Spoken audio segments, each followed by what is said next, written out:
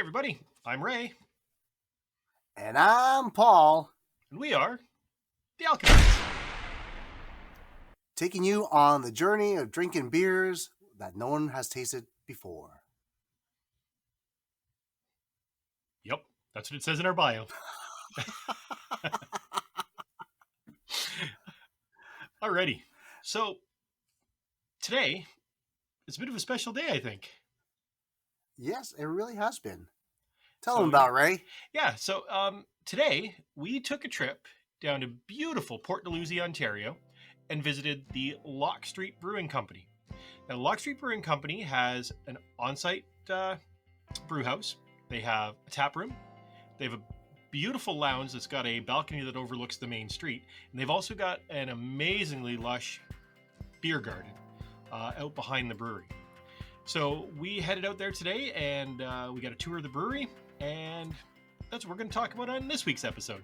And to commemorate the occasion, we have a fantastic beer from Lock Street Brewing. You know what, Ray? Why don't you just give us the tail of the tape right now? Alrighty. So what we've got this week is, it's called Tierra Del Fuego. Now this is a Kvike rice lager, something I've never heard of before, so I'm looking forward to this one. And it falls in at an ABV of 4.5%. Now, apparently this is an easy drinking, tropically inspired, or tropical flavored inspired beer. It's dry hopped. It's got looks like a couple of different types of hops in there. And I'm excited about this one. Well, I'm ready to crack into this too. But before we do that, let's go through the process. And as you guys might know by now, the way it's going to work is we're going to have our initial taste. We're going to get ourselves to the halfway point or around the bend. And then at the end, before we finish off this thing, we're going to chug this thing and put it right down the back of our throats. In between, we're going to give you a bit of opinions and let you know how we're doing with this drink until we get our final score. So with that being said, let's crack these babies open because, as always, Ray's thirsty. Paul's thirsty. All right, let's do this. Here we go.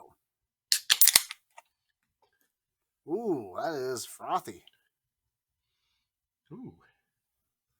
I'm not really getting much of an aroma coming out of it. That's funny. I got a little bit of a citrusy note. Let's stop staring at our glasses and let's try these babies out. All right. Cheers, Ray. Cheers, Paul. Cheers, everybody.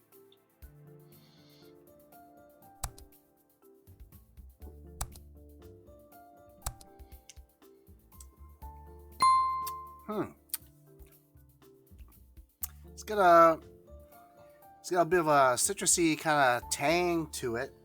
Still light, not as carbonated as I thought it was going to be based on the foam. And a hint of sweetness. I could be wrong. What are you thinking, Ray? Yeah, they allude to notes of pineapple and tangerine in the write-up on this one. And yeah, I don't know that I'm getting pineapple per se. But there is a sweetness to it. Yeah, it's interesting. It's the two hops that are in this one are ones that I'm not familiar with. It says it's Sasquatch hops and Mandarina Bavaria. So it's nice. It's light, but it's got a really robust flavor. It really does. It kind of tickles my tongue, if you know what I mean. Not in that kind of way, guys. Mind out of the gutter. I said mind out of the gutter. But yeah, it's got that sweetness to it. I almost want to say it's like a lager crossed with an IPA with that little bit of sweetness to it. So I don't know. It's not bad. You know, I think right now I'm thinking I'm sitting on the fence. I've had a couple of more sips of it here, and it's growing on me. It is absolutely growing on me. But while we get a couple of more sips of this beer in us, why don't we head on down to Lock Street and introduce everybody to Jake Foster, the head brewmaster down there, and see what happened on our tour today. That sounds like a splendid idea. Hey guys, I'm Jake from Lock Street. I'm a head brewer. How about we check out the tasting room? So, on tap, we've got 8 beers, 4 of which are our flagships. Those 4 flagships are our Pilsner, IPA, Black Sail, which is our Dunkelweizen, and our Jealous Mistress. This is an English brown ale with honey. And we do have a few seasonals and a seltzer on tap right now. I've been the head brewer at Lock Street going on 4 years now. 4 years. We have been around for, this will be our 5th year. This is the beginning of our 5th year, yep. Let's do it. So this is our brew house. This is actually a pretty unique, really brew house. We do a really old school handmade style of making beer. Everything is put together entirely by hand. We hand mash all of our beers, and we have a direct fire kettle, which is pretty uncommon these days. So all of our beer is heated by an actual natural gas burner underneath the kettle. So we can get some really cool caramelization when it comes to making wort just after mashing. So we can get some pretty unique colors that way. You know, on a good day when we're not using wheat, you could probably bang out a nice ale in maybe 6 hours, 7 or 8 when you're taking into consideration a little bit of cleanup at the beginning and end of the day. Tank to tap for most of my ales, 14 days, 14 to 21 days if I'm trying to go for something a little bit clearer. But you know, in the craft game, clear doesn't necessarily mean too much these days as long as it tastes good. For my lagers, I do very traditional single style European lagers.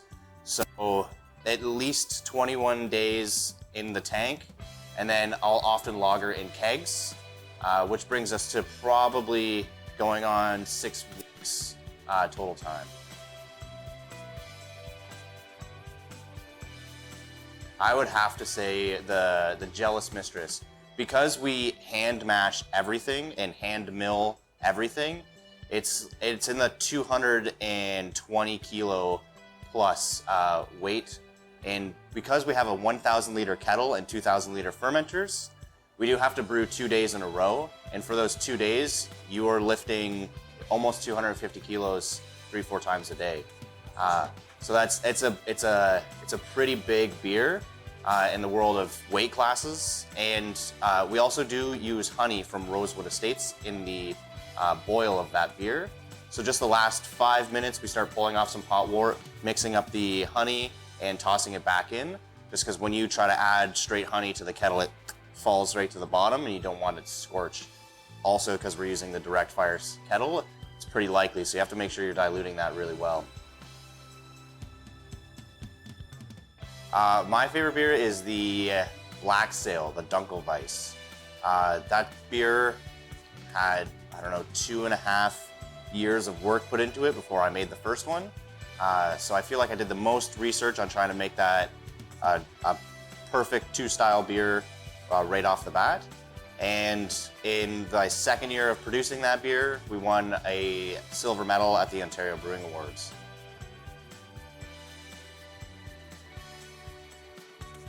Yeah, let's do it.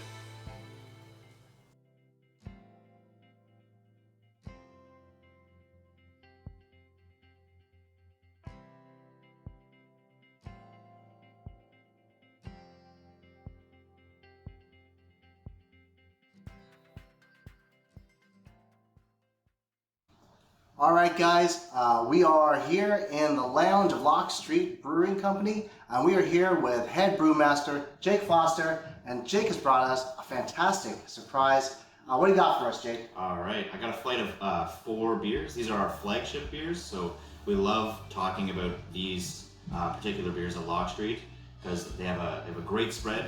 It's a really diverse kind of variety of beer styles. And I love when you get a flight that has a lot of color. That's just like one of my favorite things. So it is beautiful. Let me just raise this up to the camera here so you guys can see what deliciousness we get to taste. Okay, so how does this work, Jake?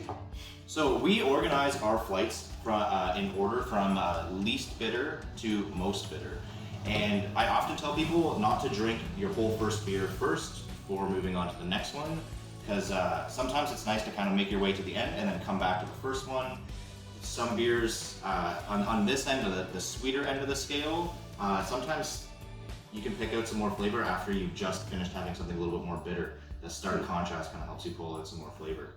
What are we starting off with first? Our first beer here is the Jealous Mistress. The Jealous Mistress is an English-style brown ale with honey. We used Rosewood Estate honey, so it's not too far away. It's locally sourced, and it gives this beer a really, really interesting back end. Cool. Well, let's have a taste.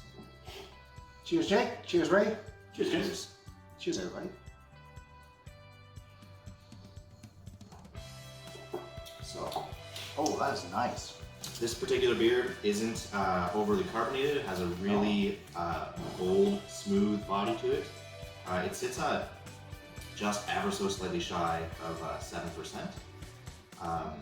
It has a pretty complex malt characteristic to the main body of that beer. You're getting a little bit of caramel, a little bit of coffee, a little bit of chocolate. I think this particular batch turned out exceptionally chocolatey.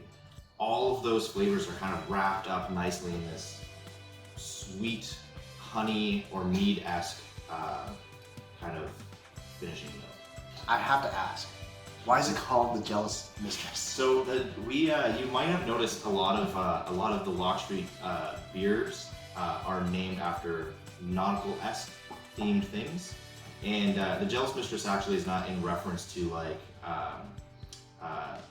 a literal mistress. Your jealous mistress is that thing that you're passionate about that takes you away from your everyday life. Oh, So Like that sailboat that needs that's right. all So refurbishing. that's exactly correct. A lot of sailors refer to their boat as their jealous mistress because they spend so much time and energy taking care of this thing that has nothing to do with their regular day-to-day life. So I'm just gonna say, my roommate is not gonna understand the concept of the Jealous Mistress. yeah, That's awesome. yeah. Wait, well, what's next? All right, the next beer is Portside Pilsner. This is like one of our favorite beers to talk about. When we started getting into craft beer, there was kind of a missing link in craft beers 5 years ago. Everything was IPA, and we wanted to do something highly drinkable, but a little bit different. So we kind of went back to the roots of beer and decided to make a Pilsner, just a straight up single style German Pils that's also made by the Bavarian Purity Law. So nothing in here. 76. Yeah. There's 1660.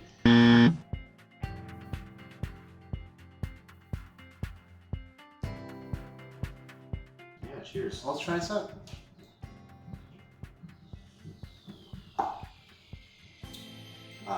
So this particular Pilsner, you'll notice the hop note is a little bit dialed back.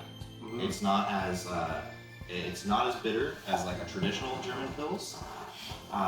Intentionally for kind of the North American market. When you go to Germany and you try a Pilsner, they're like in your face bitter. But I wanted a Pilsner that you could sit around and drink more than one of. And it's an approachable lager style for even people who don't drink craft beer. This really bridges the gap between domestic beer drinkers and craft beer drinkers, but it still has all of those like authentic German flavors. It has a really nice bready maltiness to it. It's got a good balance of hops to maltiness. It's a super clear beer considering we don't filter any of our stuff here. And it just has like a crisp, clean finish with a high level of carbonation. So That's unfiltered. totally unfiltered, yeah. That's insane. Wow. Yeah, that's just absolutely so insane. clear. I don't know if you guys can see this, but that is crystal clear. That's just good old fashioned patience. Wow, that's fantastic. Yeah. All right. Well, Ray, I don't know where you are in glass, but I am past the bend. Yeah, I'm just past as well, so we're in good shape here to get our, continuing opinion on this beverage. So, Okay, well, let's have a couple more sips and let's see what we think. Cheers, Ray. And cheers, everybody.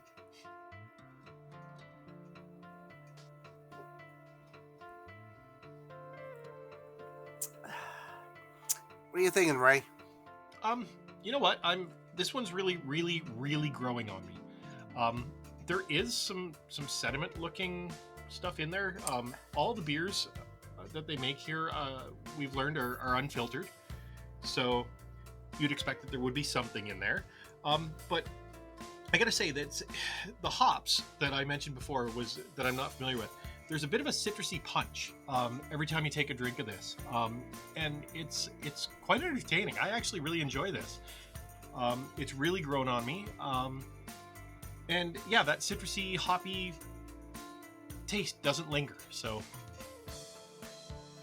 Well, I'm telling you right now, it's I'm drinking this, and as I'm drinking it, it's not prevalent, the taste. Even with when we're doing the flights of beer at the brewery, those tastes didn't linger on your tongue, so it wasn't distracting, as I mentioned before. And honestly, with this right here, I'm getting the same thing. You get that pow of flavor, and it settles. It goes away, and then you can go back to having your conversations or eating your whatever appetizers you're eating, and you just want to drink a little bit more. It is actually growing on me as well. That sweetness is still there, but everything seems to blend really, really well. Well, I'll tell you what. Let's find out what the rest of the flights of beer taste like back at Lock Street Brewing. So what's up next? So the next beer, this is my personal favorite. This is our Black Sail Dunkle Weiss. We just won in 2020 a silver medal at the Ontario Brewing Awards for this one. A ton of work went into making sure that the first time we made this beer, we made it exactly to style. So in past years, I've gone to Germany for Oktoberfest a few times. The first time I got to Germany and tried a real Munich-style Dunkle, I loved it. I just loved it so much. I didn't know you could make dark beers that drank so easily. So I got obsessed with trying to learn how to make dark lagers. So this is a Dunkle Weiss, which is a little bit different than a Munich Dunkle. The idea is that it has a lot of character, but drinks like a lager. Oh, okay. Let's try this out. Yeah. Once again, cheers, gentlemen. Cheers. Cheers again. We've never cheers this many times in an episode. That's a This lot. is great.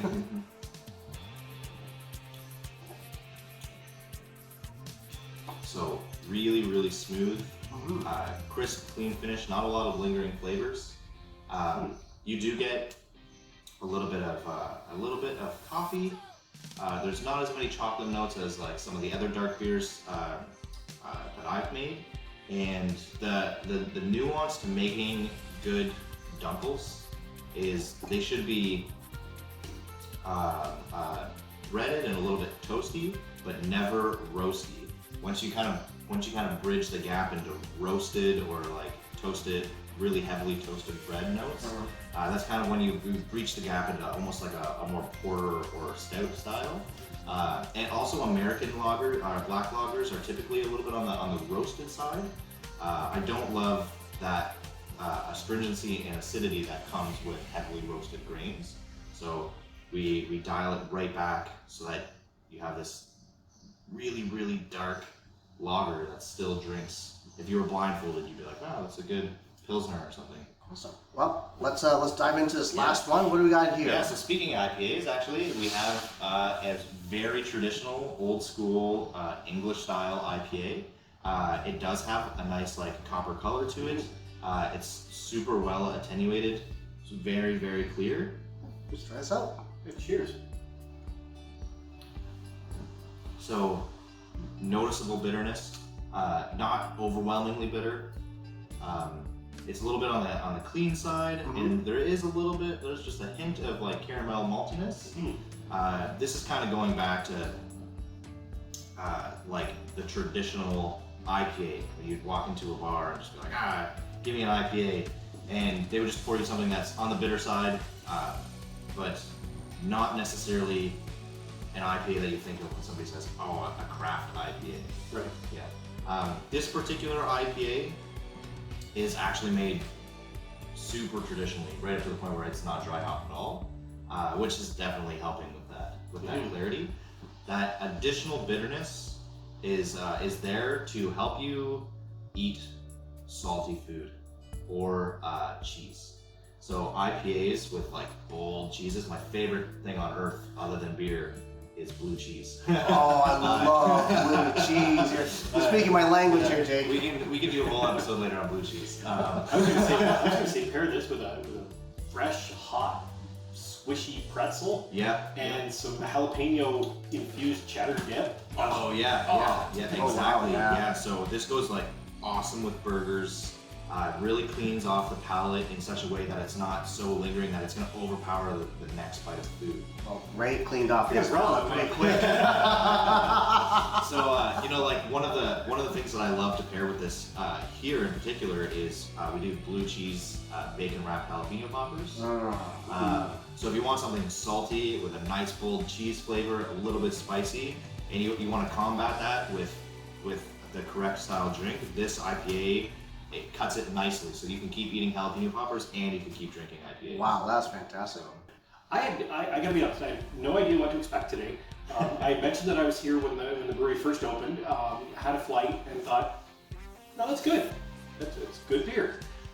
But didn't get back by this way a lot because it's kind of off the beaten path for most people. You know, you zip down the QEW and, you know, we live in a big tourist town, you know, a little bit away from here, and we just don't get back. But I think I'm gonna have to make some trips out to Port Dalhousie a lot more I this year. think everyone needs to make a couple of trips out here. It's definitely worth the try. Like I said, very smooth. If you're not a big craft beer individual, or if you are into craft beer, the flavors are just outstanding. Like they're smooth, they're palatable. I'm not distracted by, you know, overwhelming flavors, but the flavors are there. You can taste the flavors. So it's right up my wheelhouse in terms of drinking beers. I'm loving it. This is absolutely nice. Cheers, Absolutely thanks, nice. That's big kudos to you, Jake. Yeah. Paul is not a big fan of craziness when it comes to beers. Okay, well, Jake, we want to thank you so much for giving us a tour and going through these flights of beers. It's been an absolute pleasure having you on our show, and hopefully we can come back again. Yeah, hopefully. I hope to see you guys relatively soon. Yeah, awesome. Cheers. Awesome. Thanks, man. Okay, well, we'll see you back in the studio. Cheers, all. Okay, Ray, well, I don't know about you, but I do believe I am at that point where I'm ready to chug. How about That you? makes two of us. I am there. All right. I'm feeling confident. Ray, lay down the rules. Alrighty. So, it's always a little contest when we do this thing. Oh, cheater! I saw that. No. What are you talking about? I was just trying to get the aromatics in my glass. Right. Anyways, as I was trying to say, it's a little bit of a competition. You guys have seen this before. If you're new to the show, this is the point where I usually crush Paul in a chug. You know, I count us down from 3, on go, chuck these suckers down our throat, and first guy with the glass back of the table wins the chug. So, here we go. 3, 2, 1, go!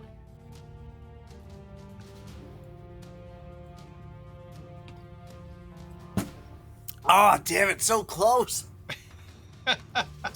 So freaking close. Ah.